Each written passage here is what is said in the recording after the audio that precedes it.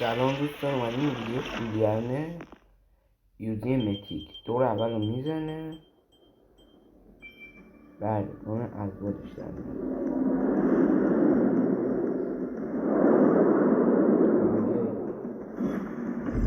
شبیه اسنایپر دور چهارم.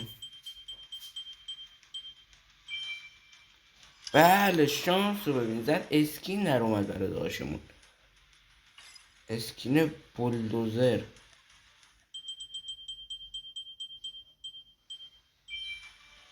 جت پک دور پنجم جت پک داد.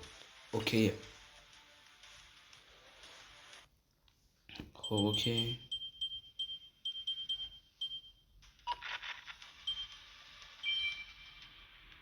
دور شیشم نیدش داد.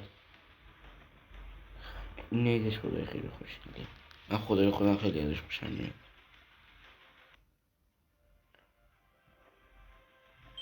دور هفتم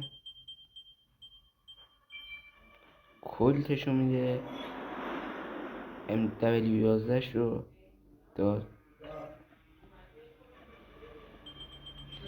حالا جز سه تا آیتم آخر 4 میشه داد. رفت لوزی، رفت رو 4.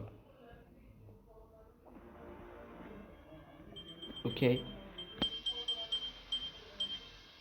این دنس اونجاش نره. حالا میدیم دور آخر برای خود اصل کاری.